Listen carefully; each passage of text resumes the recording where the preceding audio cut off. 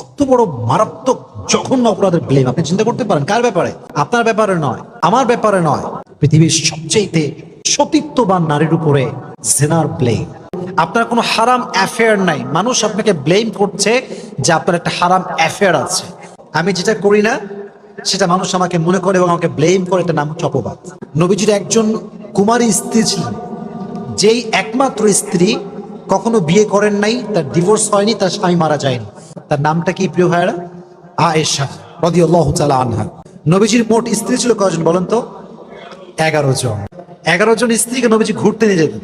তবে এটার সিস্টেম ছিল লটারি সিস্টেম।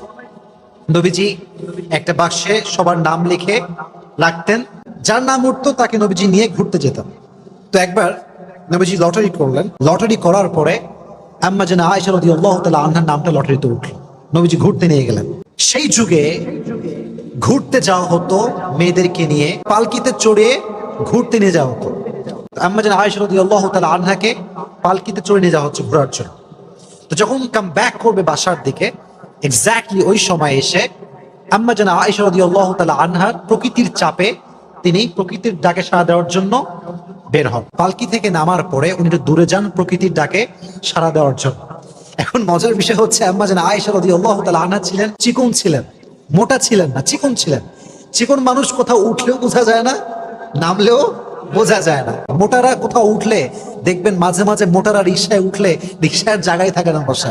তো কি হলো, উনি যখন প্রকৃতিটাকে সাড়া দেওয়ার জন্য গেছেন, যেই সাহাবী পালকিটা টানছিল, পালকিটা নিয়ে যাচ্ছিল, ওই সাহাবী বোঝে নাই যে আসলেই আম্মা জানা আয়েশা উঠেছেন নাকি উঠেন নাই। উনি নিয়ে চলে আসছে। আম্মা জানা আয়েশা রাদিয়াল্লাহু তাআলা আনহা যখন প্রকৃতির ডাকে সাড়া দিয়ে ফিরে আসেন, দেখছেন পালকি নাই। পালকি কোথায়? পালকি আর নাই, পালকি চলে গিয়েছে। কারণ সে ভেবেছে এখানে আয়েশা রাদিয়াল্লাহু তাআলা আনহা আছেন। তো উনি যখন ফিরে আসলেন, দেখলেন পালকি নেই। তখন উনি খুব সবরের সাথে অপেক্ষা করলেন। যখন দেখলেন অপেক্ষা করেও আসছে না, তখন তিনি কি করলেন জানেন? সুন্দর করে মরুভূমিতে শুয়ে পড়লেন চাদর মুড়ি দিয়ে। তো যখন নবীজি দেখলেন যে আয়েশা নেই রাদিয়াল্লাহু তাআলা আনহা, উনি একজন সাহাবীকে দায়িত্ব দিয়েছিলেন যে কে হারাচ্ছে, কে সফরে আছে, কে নেই, এটা খোঁজাখুঁজির জন্য। উনি এবার আয়েশা রাদিয়াল্লাহু তাআলা আনহাকে খোঁজা শুরু করলেন। খুঁজতে খুঁজতে তিনি দেখতে পেলেন আয়েশা রাদিয়াল্লাহু তাআলা আনহা মরুভূমির মাঝখানে চাদর মুড়ি দিয়ে শুয়ে আছেন। উনি বুঝতে পারলেন এটাই আয়েশা রাদিয়াল্লাহু তাআলা আনহা। উনি ডাকলেন না, গিয়ে কথা বললেন না, চুপচাপ দাঁড়িয়ে থাকলেন। যখন আয়েশা টের পেল যে এখানে কেউ এসেছে আমাকে নেওয়ার জন্য, উনি চলে আসলেন। এবার তাকে নিয়ে সে ফিরে আসলো নবীজির কাছে। কিন্তু যেহেতু সফরে সবাই ফিরে গিয়েছে বাসাতে, আর সর্বশেষ আব্দুল্লাহ ইবনে মুআত্তাল আম্মা জানা আয়েশাকে নিয়ে ফিরে এসেছেন, মুনাফিকদের সর্দার আব্দুল্লাহ ইবনে সালুল সুযোগ পেয়ে গেল। কি সুযোগ? এবার সে ব্লেম শুরু করলো যে আয়েশার সঙ্গে এই সাহাবীর একটা জিনার সম্পর্ক আছে। সকলে বলেন নাউজুবিল্লাহ।